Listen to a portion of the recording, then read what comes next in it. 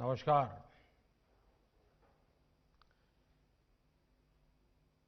हे विधाता, दाओ दाओ मोदेर गौरव दावो। गुरुदेव ने कभी ये कामना छात्र छात्राओं के उज्जवल भविष्य के लिए की थी। आज विश्व भारती के गौरवमयी 100 वर्ष पर मेरी तरह पूरा देश इस महान संस्थान के लिए यही कामना करता है। हे विधाता, दाओ दाओ मोदे गौरव दावो। पश्चिम बंगाल के गवर्नर श्री जगदीप धनखड़ जी, केंद्रीय शिक्षा मंत्री डॉक्टर रमेश पोखरियाल निशंक जी, वाइस चांसलर प्रोफेसर विद्युत चक्रवर्ती जी, प्रोफेसर्स, रजिस्ट्रार, विश्व भारती के सभी शिक्षकगण, छात्र छात्राएं, अलुमनाई, देवी और सज्जनों, विश्व भारती इस विश्वविद्यालय के 100 वर्ष होना प्रत्येक भारतवासी के लिए बहुत ही गर्व की बात है। मेरे लिए भी ये बहुत सुखद है कि आज के दिन इस तपोभूमि का पुण्य स्मरण करने का अवसर मिल रहा है। साथियों, विश्व भारती की 100 वर्ष की यात्रा बहुत विशेष है। विश्व भारती मां भारती के लिए गुरुदेव के चिंतन, दर्शन और परिश्रम का एक साकार अवतार है। भारत के लिए गुरुदेव ने जो स्वप्न देखा था,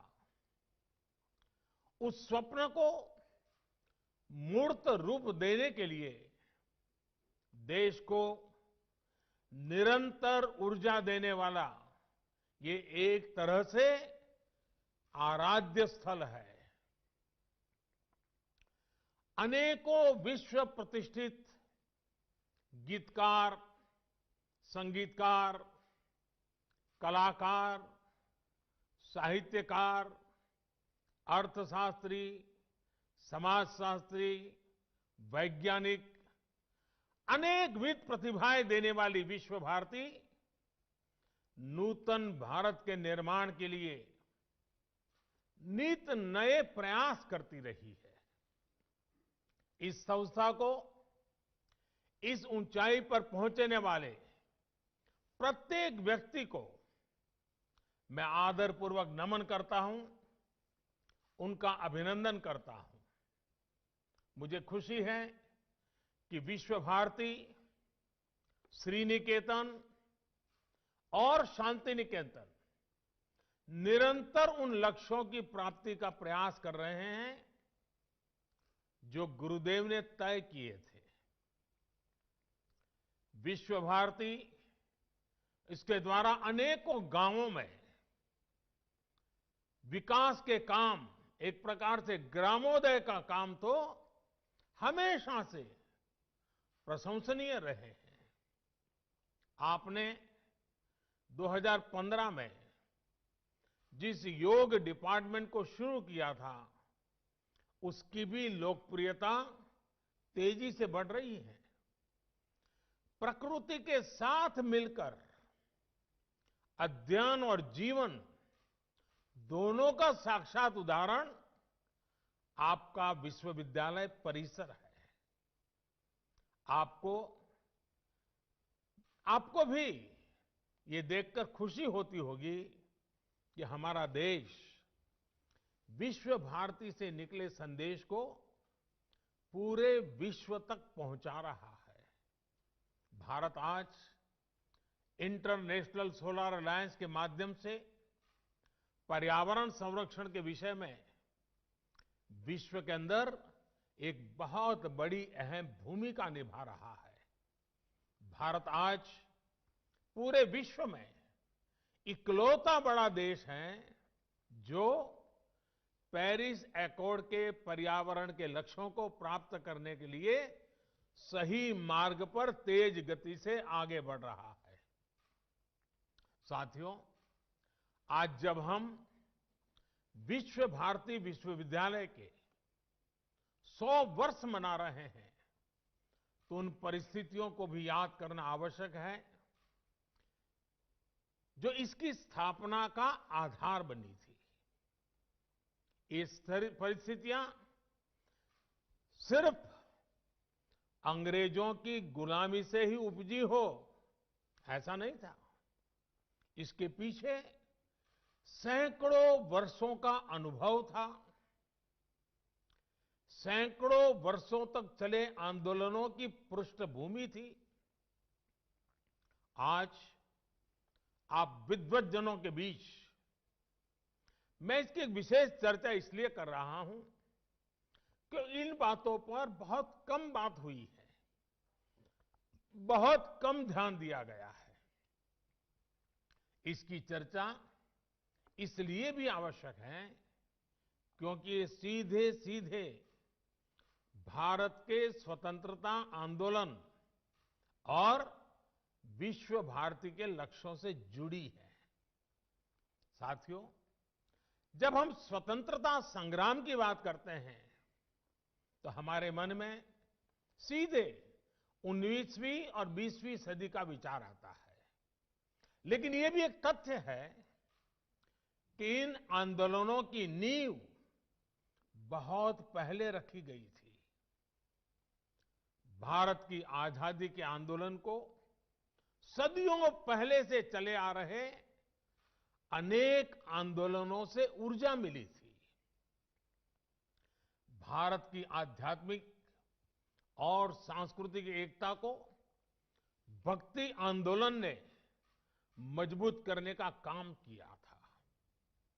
भक्ति युग में हिंदुस्तान के हर क्षेत्र, हर इलाके, पूरब, पश्चिम, उत्तर, दक्षिण, हर दिशा में हमारे संतों ने, महंतों ने, आचार्यों ने देश की चेतना को जागरूक रखने का अविरत, अविराम प्रयास किया। अगर दक्षिण की बात करें तो मध्वाचार्य, निम्बकाचार्य, वल्लभाचार्य, रामानुजाचार्य हुए। अगर पश्चिम की तरफ नजर करें तो मीराबाई, एकनाथ, तुकाराम, रामदास, नरसिंह मेहता। अगर उत्तर की तरफ नजर करें तो संत रामानंद, कबीरदास, गोस्वामी तुलसीदास, सूरदास, गुरु नानक देव, संत रैदास, अनगिनत महापुरुष। पूर्व की तरफ देखें, इतने सारे नाम हैं। चैतन्य महाप्रभु और श्रीमद शंकरदेव जैसे संतों के विचारों से समाज को ऊर्जा मिलती रही। भक्ति काल के इसी खंड में रसखान, सूरदास, मलिक मोहम्मद जायसी, केशवदास, विद्यापति, न जाने कितने महान व्यक्तित्व हुए जिन्होंने अपनी रचनाओं को और रचनाओं से समाज को सुधारने का भी, आगे बढ़ने का भी और प्रगति का मार्ग दिखाया। भक्ति काल में इन पुण्य आत्माओं ने जन जन के भीतर एकता के साथ खड़े होने का जज्बा पैदा किया। इसके कारण ये आंदोलन हर क्षेत्रीय सीमा से बाहर निकलकर भारत के कोने कोने में पहुंचा।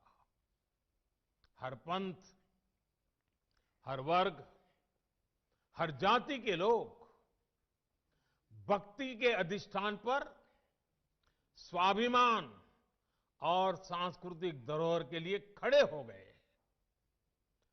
भक्ति आंदोलन का वो डोर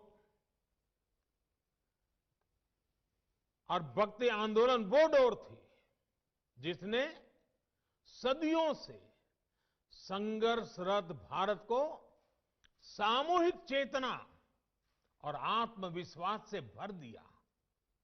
साथियों, भक्ति का ये विषय तब तक आगे नहीं बढ़ सकता जब तक महान काली भक्त श्री रामकृष्ण परमहंस जी की चर्चा न हो। वो महान संत जिनके कारण भारत को स्वामी विवेकानंद मिले। स्वामी विवेकानंद भक्ति, ज्ञान और कर्म तीनों को अपने में समाये हुए थे। उन्होंने भक्ति का दायरा बढ़ाते हुए हर व्यक्ति में दिव्यता को देखना शुरू किया। उन्होंने व्यक्ति और संस्थान के निर्माण पर बल देते हुए कर्म को भी अभिव्यक्ति दी, प्रेरणा दी।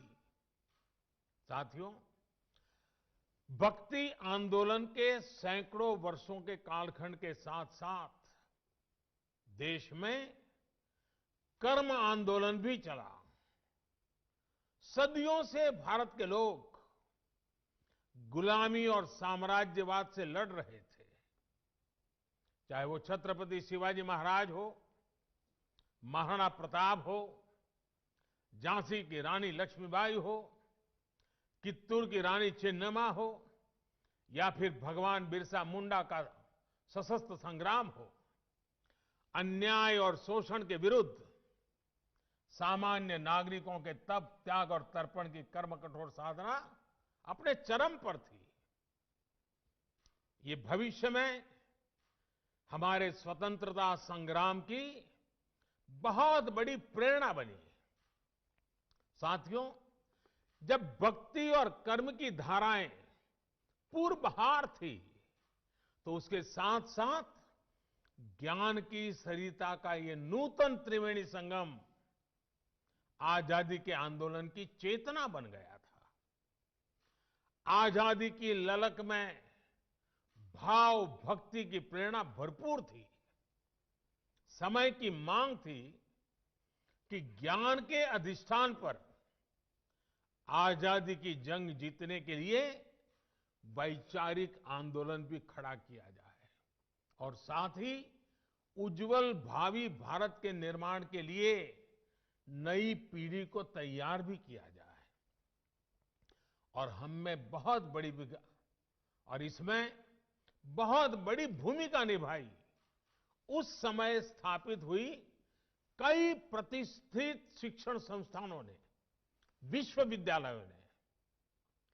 विश्व भारती यूनिवर्सिटी हो, बनारस हिंदू विश्वविद्यालय हो, अलीगढ़ मुस्लिम यूनिवर्सिटी हो, नेशनल कॉलेज हो जो आजकल लाहौर में है, मैसूर यूनिवर्सिटी हो, त्रिची नेशनल कॉलेज हो, महात्मा गांधी काशी विद्यापीठ हो, गुजरात विद्यापीठ हो, विलिंगडन कॉलेज हो, जामिया मिलिया इस्माइलिया हो, लखनऊ यूनिवर्सिटी हो, पटना यूनिवर्सिटी हो, दिल्ली विश्वविद्यालय हो, आंध्र यूनिवर्सिटी हो, अन्ना मलाई यूनिवर्सिटी हो, ऐसे अनेक संस्थान उसी एक कालखंड में देश में स्थापित हुए।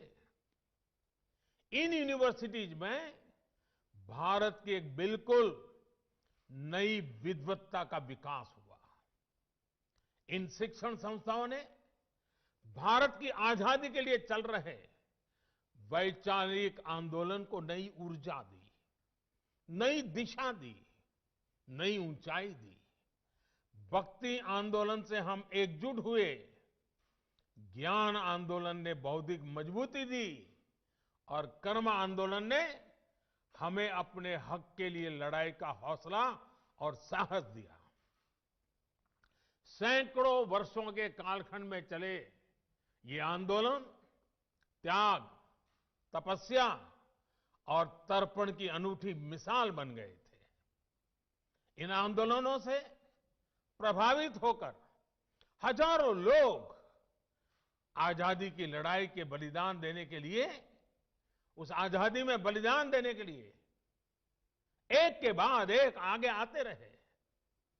साथियों, ज्ञान के इस आंदोलन को गुरुदेव द्वारा स्थापित विश्व भारती विश्वविद्यालय ने नई ऊर्जा दी थी। गुरुदेव ने जिस तरह भारत की संस्कृति से जोड़ते हुए, अपनी परंपराओं से जोड़ते हुए विश्व भारती को जो स्वरूप दिया, उसने राष्ट्रवाद की एक मजबूत पहचान देश के सामने रखी। साथ साथ उन्होंने विश्व बंधुत्व पर भी उतना ही जोर दिया। साथियों, वेद से विवेकानंद तक भारत के चिंतन की धारा गुरुदेव के राष्ट्रवाद के चिंतन में भी मुखर थी। और ये धारा अंतर्मुखी नहीं थी, वो भारत को विश्व के अन्य देशों से अलग रखने वाली नहीं थी। उनका विजन था कि जो भारत में सर्वश्रेष्ठ है, उससे विश्व को भी लाभ हो, और दुनिया में अच्छा है, भारत उससे भी सीखे। आपके विश्वविद्यालय का नाम ही देखिए, विश्व भारती। मां भारती और विश्व के साथ समन्वय। गुरुदेव सर्वसमावेशी और सर्वस्पर्शी सह अस्तित्व और सहयोग के माध्यम से मानव कल्याण के बृहद लक्ष्य को लेकर चल रहे थे। विश्व भारती के लिए गुरुदेव का यही विजन आत्मनिर्भर भारत का भी सार है। आत्मनिर्भर भारत अभियान भी विश्व कल्याण के लिए भारत के कल्याण का मार्ग है। ये अभियान भारत को सशक्त करने का अभियान है। भारत की समृद्धि से विश्व में समृद्धि लाने का अभियान है। इतिहास गवाह है कि एक सशक्त और आत्मनिर्भर भारत ने हमेशा पूरे विश्व समुदाय का भला किया है। हमारा विकास एकांकी नहीं, बल्कि वैश्विक, समग्र, और इतना ही नहीं, हमारे रगों में जो भरा हुआ है सर्वे भवन्तु सुखिनः का है। भारती और विश्व का ये संबंध आपसे बेहतर कौन जानता है। गुरुदेव ने हमें स्वदेशी समाज का संकल्प दिया था। वो हमारे गांवों को, हमारी कृषि को आत्मनिर्भर देखना चाहते थे। वो वाणिज्य और व्यापार को आत्मनिर्भर देखना चाहते थे। वो आर्ट और लिटरेचर को आत्मनिर्भर देखना चाहते थे। उन्होंने आत्मनिर्भरता के लक्ष्य को प्राप्त करने के लिए आत्मशक्ति की बात कही थी।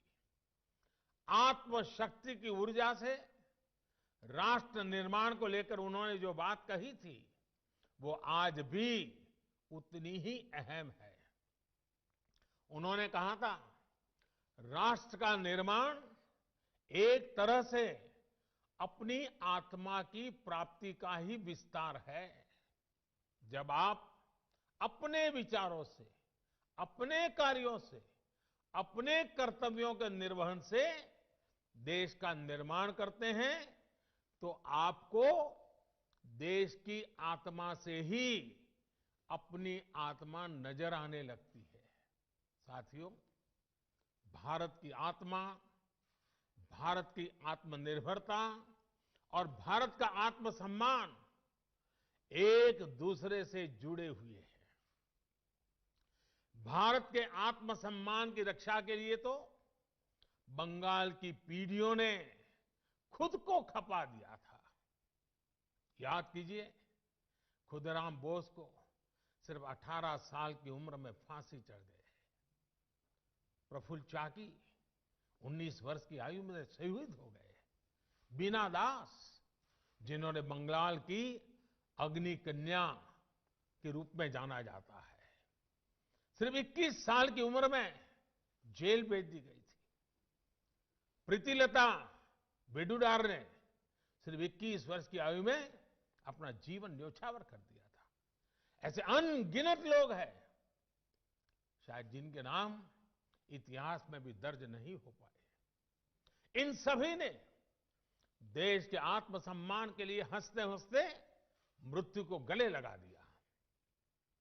आज इन्हीं से प्रेरणा लेकर हमें आत्मनिर्भर भारत के लिए जीना है, इस संकल्प को पूरा करना है। साथियों, भारत को मजबूत और आत्मनिर्भर बनाने में आपका हर योगदान पूरे विश्व को एक बेहतर स्थान बनाएगा। वर्ष 2022 में देश की स्वतंत्रता के 75 वर्ष पूरे होने जा रहे हैं।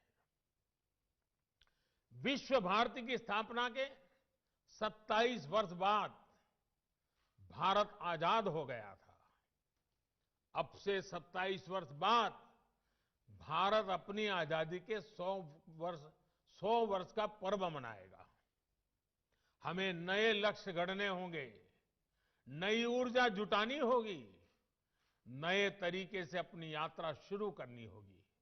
और इस यात्रा में हमारा मार्गदर्शन कोई और नहीं बल्कि गुरुदेव की ही बातें करेंगी, उनके विचार करेंगे। और जब प्रेरणा होती है, संकल्प होता है, तो लक्ष्य भी अपने आप मिल जाते हैं। विश्व भारती की ही बात करूं तो इस वर्ष यहां ऐतिहासिक पोष मेले का आयोजन नहीं हो सका है। 100 वर्ष की यात्रा में तीसरी बार ऐसा हुआ है। इस महामारी ने हमें इसी मूल्य को समझाया है, वोकल फॉर लोकल। पोष मेले के साथ तो ये मंत्र हमेशा से ही जुड़ा रहा है। महामारी की वजह से इस मेले में जो कलाकार आते थे, जो हैंडीक्राफ्ट वाले साथी आते थे, वो नहीं आ पाए। जब हम आत्मसम्मान की बात कर रहे हैं, आत्मनिर्भरता की बात कर रहे हैं, तो सबसे पहले मेरा एक आग्रह पर आप सब मेरी मदद कीजिए, मेरा काम कीजिए। विश्व भारती के छात्र छात्राएं पोष मेले में आने वाले आर्टिस्टों से संपर्क करें, उनके उत्पादकों बारे में जानकारी इकट्ठा करें और इन गरीब कलाकारों की कलाकृतियां ऑनलाइन कैसे बिक सकती है, सोशल मीडिया की इसमें क्या मदद की जा सकती है, इसे देखें, इस पर काम करें। इतना ही नहीं, भविष्य में भी स्थानीय आर्टिस्ट, हैंडीक्राफ्ट, इस प्रकार के जो साथी अपने उत्पाद विश्व बाजार तक ले जा सके, इसके लिए भी उन्हें सिखाइए, उनके लिए मार्ग बनाइए। इस तरह के अनेक प्रयासों से ही देश आत्मनिर्भर बनेगा, हम गुरुदेव के सपनों को पूरा कर पाएंगे। आपको गुरुदेव का सबसे प्रेरणादायी मंत्र भी याद ही है, जोदी तोर डाक सुने क्यों ना आशे, तो भी एकला चलो रे। कोई भी साथ ना आए, अपने लक्ष्य की प्राप्ति के लिए अगर अकेले भी चलना पड़े तो जरूर चलिए। साथियों, गुरुदेव कहते थे, बिना संगीत और कला के राष्ट्र अपनी अभिव्यक्ति की वास्तविक शक्ति खो देता है और उसके नागरिकों का उत्कृष्ट बाहर नहीं आ पाता है। गुरुदेव ने हमारी समृद्ध सांस्कृतिक विरासत के संरक्षण, पोषण और विस्तार को बहुत महत्वपूर्ण माना था। यदि हम उस समय के बंगाल को देखें तो एक और अद्भुत बात नजर आती है। जब हर तरफ आजादी का आंदोलन उफान पर था, तब बंगाल उस आंदोलन को दिशा देने के साथ ही संस्कृति का पोषक भी बनकर खड़ा था। बंगाल में हर तरफ संस्कृति, साहित्य, संगीत की अनुभूति भी एक तरह से आजादी के आंदोलन को शक्ति प्रदान कर रही थी। साथियों, गुरुदेव ने दशकों पहले ही भविष्यवाणी की थी। और भविष्यवाणी क्या थी? उन्होंने कहा था, ओरे नोतुन जुगेर भोरे दिशने सोमोय कार्य वृथा सोमोय विचार खोरे औरे नूतन जुगेर भोरे ऐशो ज्ञानी ऐशो कौर्मी नाशो भरतो लाजे बीरो धोर में पुन्नो कौर्मे विश्व हृदय राजो है। गुरुदेव के इस उपदेश को, इस उद्घोष को साकार करने की जिम्मेदारी हम सभी की है। साथियों, गुरुदेव ने विश्व भारती की स्थापना सिर्फ पढ़ाई के केंद्र के रूप में नहीं की थी। वो इसे सीट ऑफ लर्निंग, सीखने के लिए पवित्र स्थान के तौर पर देखते थे। पढ़ाई और सीखना दोनों के बीच का जो भेद है, उसे गुरुदेव के सिर्फ एक वाक्य से समझा जा सकता है। उन्होंने कहा था, मुझे याद नहीं है कि मुझे क्या पढ़ाया गया था, मुझे सिर्फ वही याद है जो मैंने सीखा है। इसे और विस्तार देते हुए गुरुदेव टैगोर ने कहा था, सबसे बड़ी शिक्षा वही है जो हमें न सिर्फ जानकारी दे, बल्कि हमें सबके साथ जीना सिखाए। उनका पूरी दुनिया के लिए संदेश था कि हमें नॉलेज को एरियाज में, लिमिट्स में बांधने की कोशिश नहीं करनी चाहिए। उन्होंने यजुर्वेद के मंत्र को विश्व भारती का मंत्र बनाया। यत्र विश्वम भवत्येक नीडम, जहां पूरा विश्व एक नीड बन जाए, घोंसला बन जाए, वो स्थान जहां नित नए अनुसंधान हो, वो स्थान जहां सब साथ मिलकर आगे बढ़े। और जैसे अभी हमारे शिक्षा मंत्री विस्तार से कह रहे थे, गुरुदेव कहते थे, चित्तो जेथा भयम शून्यो, चित्तो जेथा भय शून्यो उच्चो जेथा शीर ज्ञान जेथा मुक्तो। यानी हम एक ऐसी व्यवस्था खड़ी करें जहां हमारे मन में कोई डर ना हो, हमारा सर ऊंचा हो और ज्ञान बंधनों से मुक्त हो। आज देश राष्ट्रीय शिक्षा नीति के माध्यम से इस उद्देश्य को पूरा करने का भी प्रयास कर रहा है। इस शिक्षा नीति को लागू करने में विश्व भारती की बड़ी भूमिका है। आपके पास 100 वर्ष का अनुभव है, विद्वत्ता है, दिशा है, दर्शन है और गुरुदेव का आशीर्वाद तो है ही है। जितने ज्यादा शिक्षा संस्थानों से विश्व भारती का इस बारे में संवाद होगा, अन्य संस्थाओं की भी समझ बढ़ेगी, उन्हें आसानी होगी। साथियों, मैं जब गुरुदेव के बारे में बात करता हूं तो एक मोह से खुद को रोक नहीं पाता। पिछली बार आपके यहां आया था, तब भी मैंने इसका थोड़ा सा जिक्र किया था। मैं फिर से गुरुदेव और गुजरात की आत्मीयता का स्मरण करा रहा हूं। ये बार बार याद करना इसलिए भी जरूरी है क्योंकि ये हमें एक भारत श्रेष्ठ भारत की भावना से भरता है। ये दिखाता है कि अलग अलग भाषाओं, बोलियां, खान पान, पहनावे वाला हमारा देश एक दूसरे से कितना जुड़ा हुआ है। ये दिखाता है कि कैसे विविधताओं से भरा हमारा देश एक है, एक दूसरे से बहुत कुछ सीखता रहा है। साथियों, गुरुदेव के बड़े भाई सत्येंद्रनाथ टैगोर जब आईसीएस में थे तो उनकी नियुक्ति गुजरात में अहमदाबाद में भी हुई थी। रविन्द्रनाथ टैगोर जी अक्सर गुजरात आ जाते थे और उन्होंने वहां काफी लंबा समय भी बिताया था। अहमदाबाद में रहते हुए उन्होंने अपनी 2 लोकप्रिय बांग्ला कविताएं बंदी ओ अमार और नीरव रजनी देखो, ये दोनों रचनाएं की थी। अपनी प्रसिद्ध रचना क्षुधित पाषाण का एक हिस्सा भी उन्होंने गुजरात प्रवास के दौरान ही लिखा था। इतना ही नहीं, गुजरात की एक बेटी श्रीमती हटी सिंह गुरुदेव के घर में भी वो बहू बनकर भी आई थी। इसके अलावा एक और तथ्य है जिस पर हमारे विमेन एम्पावरमेंट से जुड़े संगठनों को अध्ययन करना चाहिए।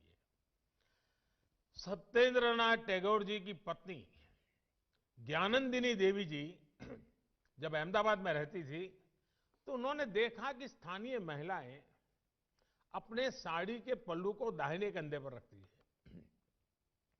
अब दाएं कंधे पर पल्लू रहता था, इसलिए महिलाओं को काम करने में भी कुछ दिक्कत होती थी। ये देखकर ज्ञानंदिनी देवी ने आइडिया निकाला कि क्यों न साड़ी के पल्लू को बाएं कंधे पर लिया जाए। अब मुझे ठीक ठीक तो नहीं पता, लेकिन कहते हैं कि बाएं कंधे पर साड़ी का पल्लू उन्हीं की देन है। एक दूसरे से सीखकर, एक दूसरे के साथ आनंद से रहते हुए, एक परिवार की तरह रहते हुए हम उन सपनों को साकार सकते हैं जो देश की महान विभूतियों ने देखे थे। यही संस्कार गुरुदेव ने भी विश्व भारती को दिए हैं। इन्हीं संस्कारों को हमें मिलकर निरंतर मजबूत करना है। साथियों, आप सब जहां भी जाएंगे, जिस भी फील्ड में जाएंगे, आपके परिश्रम से ही एक नए भारत का निर्माण होगा। मैं गुरुदेव की पंक्तियों से अपनी बात समाप्त करूंगा।